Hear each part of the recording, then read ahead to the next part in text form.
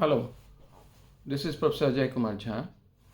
मैं आप लोगों के बीच अपने जियो पॉलिटिक्स चैनल पर उपस्थित हूँ। हमारा ये जियो पॉलिटिक्स चैनल इंडिया को सेंटर में रख करके इंटरनेशनल पॉलिटी को या डिप्लोमेसी को देखने का है। इट कैन हैव कॉन्सिक्वेंसेस, लेकिन ये किस तरह से भारत की शक्ति बढ़ रही है या नहीं बढ़ रही है या बढ़ना चाहिए, ये सब जो बातें हैं हम लोग इस पर डिस्कस करते रहेंगे।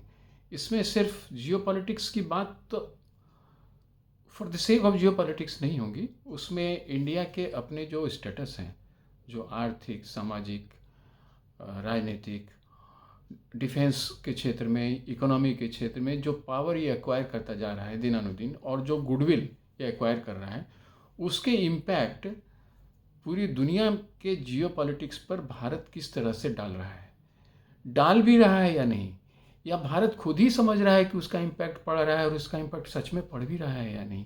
बहुत सारी चीज़ें हैं।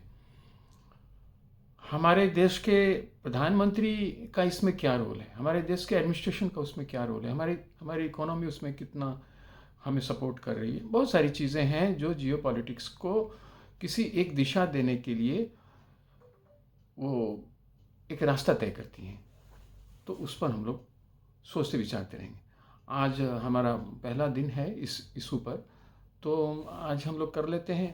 अभी जो G7 में हमारे प्रधानमंत्री गए हुए थे, उस विषय पर बात कर लेते हैं और उसके क्या इम्पैक्ट हुए, और G7 के बाद वो कहाँ कहाँ गए, उन्होंने क्या किया।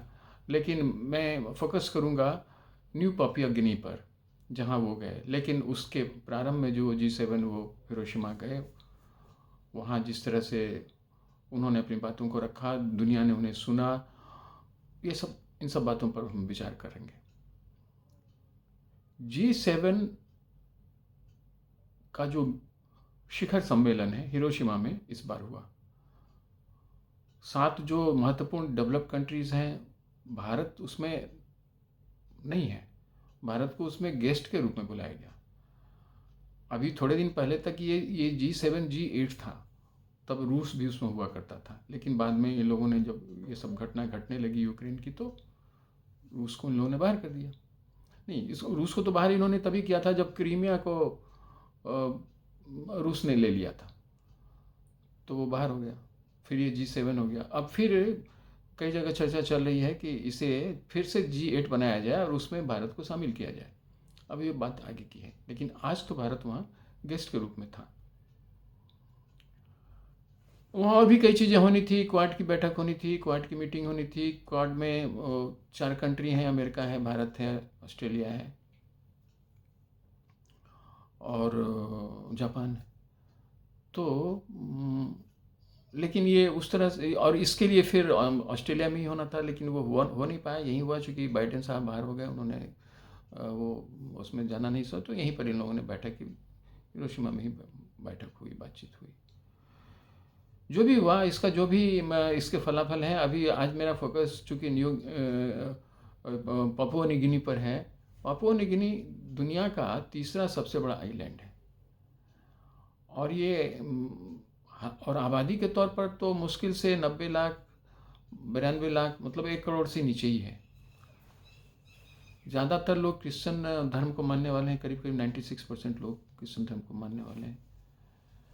एक गरीब भी देश कहा जा सकता है, पर इसके जियोपॉलिटिकल जो जगह है वो जियोपॉलिटिक्स के लिए बहुत इम्पॉर्टेंट है।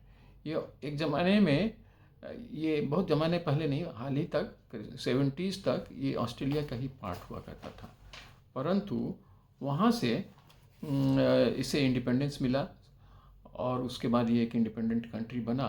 लेकिन इसका जो लोकेशन है वो इम्पॉर्टेंट इसलिए है कि वहाँ से फिर चाइना, वहाँ से इधर ऑस्ट्रेलिया, फिर थोड़ा ऑस्ट्रेलिया से अगर आप थोड़ा नीचे की हो जाए तो न्यूजीलैंड, तो उधर जापान, कोरिया, ये स्ट्रेटेजिकली बहुत ही इम्पॉर्टेंट जगह पर ये प्लेस्ड है। इसलिए इस पर चाइना की भी नज़र रहती है, ऑस्ट्रेलिया की तो रहती ही है। और चाइना ने इस पर दबाव बनाने का काम इधर से कुछ समय से शुरू कर दिया था। जो चाइना का तरीका है डेट ट्रैप में कमज़ोर कंट्रीज़ को लाना, फंसाना और फिर वहाँ की चीज़ों पर अपना कंट्रोल ले लेना। थोड़ा तो इसमें भी न्यू पापुआ गिनी भी फंसा था। और जब से क्वाड बना तब से ये कोशिशें होने लगी कि खास करके ऑस्ट्रेलिया की इच्छा थी कि ऑस्ट्रेलिया नहीं चाह रहा था कि न्यू पापुआ गिनी जो है इससे अपने प्रभाव क्षेत्र से वो बाहर जाने दे, क्योंकि ये तो उसका हिस्सा तो था ही।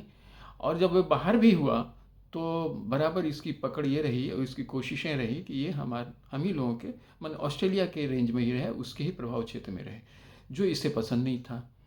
और ये चाइना ने भी ये उसे पसंद न हो इसके लिए काफ़ी मजबूती से काम भी किया। और अब जब क्वाड का ग्रुप बना है तो उसमें कुछ और देशों को लाने की बातें हो रही हैं, दक्षिण कोरिया को लाने की बातें हो रही हैं और साथ ही साथ इस छोटे से कंट्री को भी लाने की बात हो रही है, परंतु वह इसके लिए तैयार नहीं है। इसलिए बाइडेन साहब को वहाँ जाना था, पर चूंकि यह तैयार नहीं है, ये इशू हो सकता है या कुछ और भी हो सकता है, बाइडेन साहब वहाँ गए नहीं। और बाइडेन साहब ने गए, इन्हें हमारे प्रधानमंत्री को भी जाना था, चूँकि न्यू पापुआ गिनी का वहाँ जो एक हम लोगों का एक ग्रुप है इंडिया के साथ, उसमें उसका शिखर सम्मेलन था, तीसरा शिखर सम्मेलन, उसमें प्रधानमंत्री जी को भी जाना था। हमारे प्रधानमंत्री गए, रात में गए।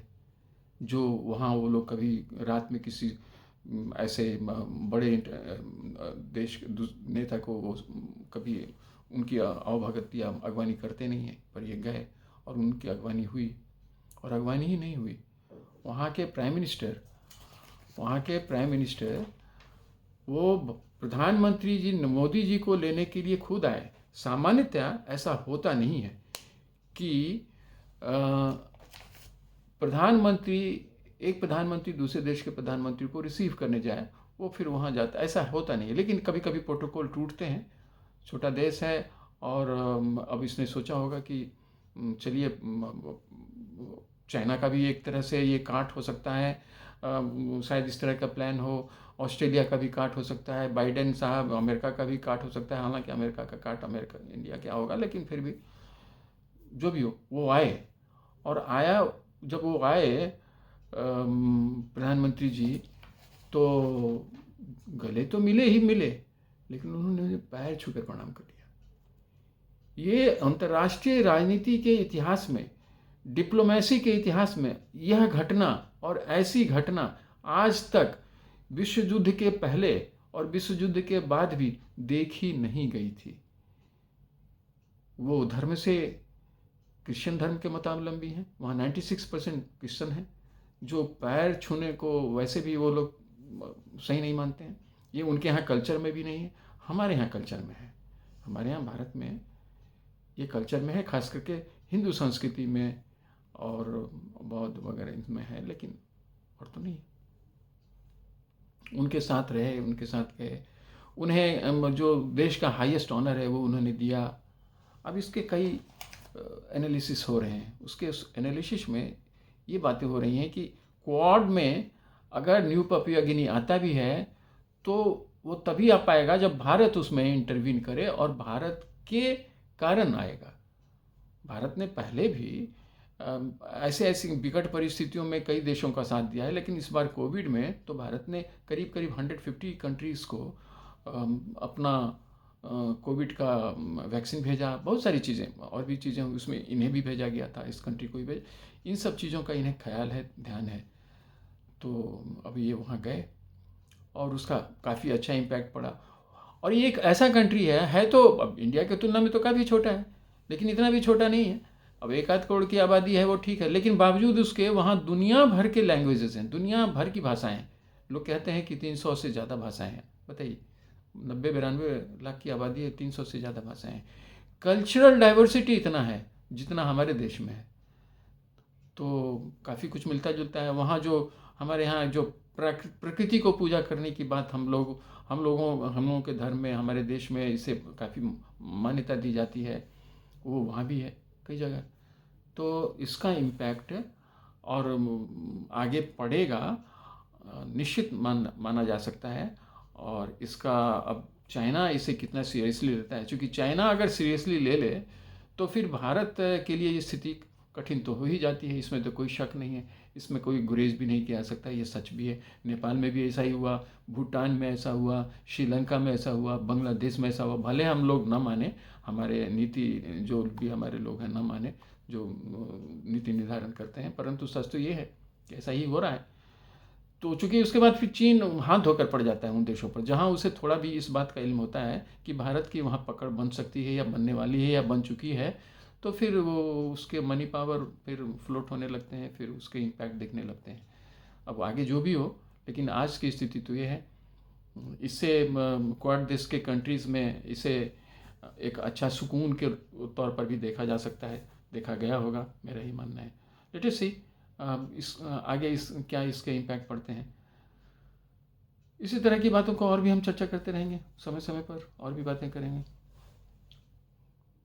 Please subscribe my channel, like my channel, share my channel, and push my bell button, so that all the information which I am posting on this channel could be passed on to you the moment I release it. Thank you.